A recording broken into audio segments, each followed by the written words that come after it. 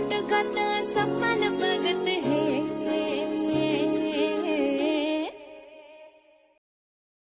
जय शिवराय, मी ऐश्वर्या परत एकदा नवीन व्लॉग घेऊन आलेले आहे. आत्ता मी शिवाजीनगरमध्ये आहे. इथूनच आपल्याला बस पिकअप करणार आहे. नंतर बसमध्ये मस्त गाणी आणि डान्स चालू आहे.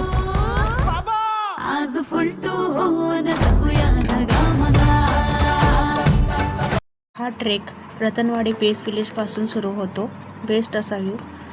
आज आपण सह्याद्रीतील 2000 वर्षापूर्वी शिवछत्रपतींच्या काळात महत्त्वाचा असलेला अनमोल रत्न म्हणजे रतनगड किल्ला एक्सप्लोअर करणार आहोत. हा किल्ला खास आहे जबरदस्त व्हॅली व्ह्यू आणि जंगलातून जाणाऱ्या ट्रेकसाठी. हा ट्रेक सुमारे 3 ते 4 तासांचा आहे. हा ट्रेक करताना प्रॉपर ट्रेकिंग शूज खूप महत्त्वाचे आहेत. तर रतनगड किल्ला अहिल्यानगर जिल्ह्यातील एक ऐतिहासिक किल्ला आहे. यात गणेश, हनुमान, कोकण आणि त्र्यंबक असे 4 दरवाजे आहेत. जर तुम्हाला निसर्गाची हिरवळ पाहायची असेल तर ऑगस्ट आणि ऑक्टोबर महिना बेस्ट आहे.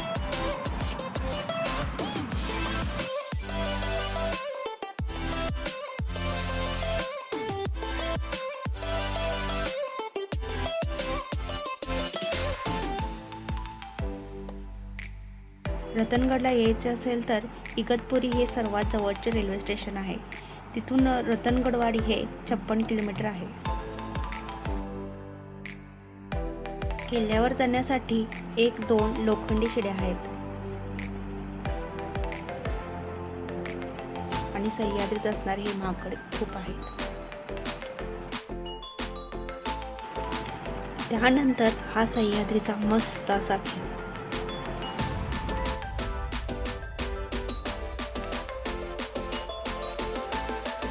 सह्याद्रीचे कातळकडे आणि त्याचा कणखरपणा अनुभवायचा असेल तर आपल्याला रतनगडला भेट द्यायलाच हवी.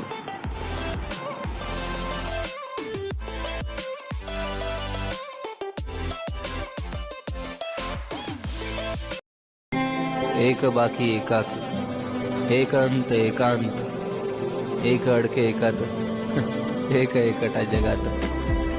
एक खिडकी एक वारा, एक चंद्र एक तारा, एक नजर एक वाट, एक एकटा एकटाच.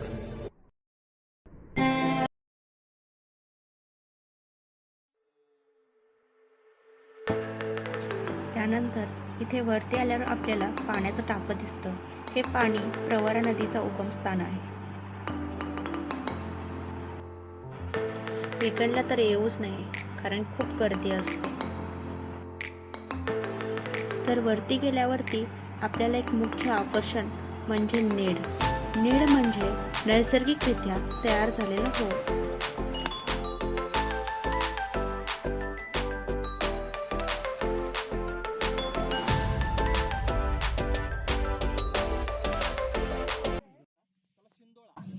शिंदोळ्याचा डोंगर म्हणतात त्याला. ओके, त्याच्या शेजारी एक खुटा आहे बघा, खुटा आणि एक घळ आहे. जर नीट बघितलं एक छोटासा खुटा दिसतोय आणि खुट्या शेजारी एक घळ आहे. त्याला काय म्हणतात? बैलघाट्या. तो जी घाट आहे ना तो बैलघाट्या. त्याच्या शेजारचा जे डोंगर आहे बैलघाट्या आणि त्याच्या लगतच एक खुटा सोडून त्याच्या शेजारचा डोंगर त्याला काटिरा, सॉरी त्याला किरडा. ओके, किरडा किंवा धोंडिरा असं म्हटलं जातं. तो डोंगर सोडला त्याच्या लगतचा जो डोंगर त्याला काटिरा. ओके, काटिरापर्यंत सगळ्यांना समजलं कोणता काटिरा कोणता? ओके, हा वाला काटिरा डोंगर. काटिरा डोंगरच्या शेजारी, काटिरा डोंगरच्या शेजारी जे 2 डोंगर आहेत ना छोटे छोटे दिसत आहेत का? एकदम छोटे छोटे डोंगर आहेत बघा. त्याला काय म्हणतात? नवरा नवरीचा डोंगर. ते काटिरा आणि त्याच्या शेजारचे एकदम 2, एक छोटी सुळकी आहे बघा आणि त्याच्या शेजारी एक मोठी सुळकी आहे. दिसली ते नवरा नवरीचा डोंगर. त्याच्या शेजारचं म्हणजे तो नवरा नवरीचा डोंगर सोडला की त्याच्या शेजारचा जो डोंगर आहे तो बांबोन, त्याला असं म्हणतात बांबोन डोंगर. बांबोन डोंगर सोडला की त्याचे 3 डोंगर दिसत आहेत मोठे. ते कोणते? अलंग, मदन आणि कुलन.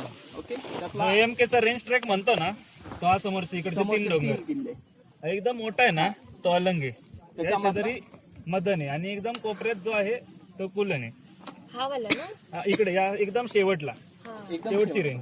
ओके, आणि तो डोंगर सोडला की एकदम असे उतरत आहे बघा, असं असं जसं दिसतंय ना तुम्हाला छोट्या खोट्यासारखं आणि उतरते खाली त्या उतरतंय साईड. खाली. ओके, त्याला म्हणतात झेंडलाईचा डोंगर. ओके, तो डोंगर झाला की नंतर एक घाट चालू होतो, त्या घाटाचं नाव आहे हिवाळा घाट. हा जे घाट सेक्शन दिसतो तुम्हाला सगळा, हा सगळा घाट त्या सेक्शन डोंगरच्या मागच्या साईडला किंवा ते दोन्हीच्या मधल्या जो आहे ना घाट, त्या घाटाला म्हणतात. हिवाळा घाट. आता ही समोरचं जे दिसतंय तुम्हाला, हा जे समोरचं काय आहे, हा शिपनूर. आता शिपनूर आपण भैरवगड 2 ऐकलेत.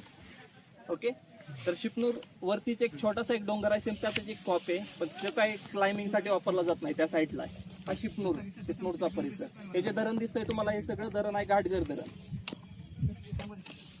इकडचं धरण आहे ते घाटघर आहे आणि हे जे आहे ते भंडारदरा आहे. भंडारदरा बॅकवॉटर.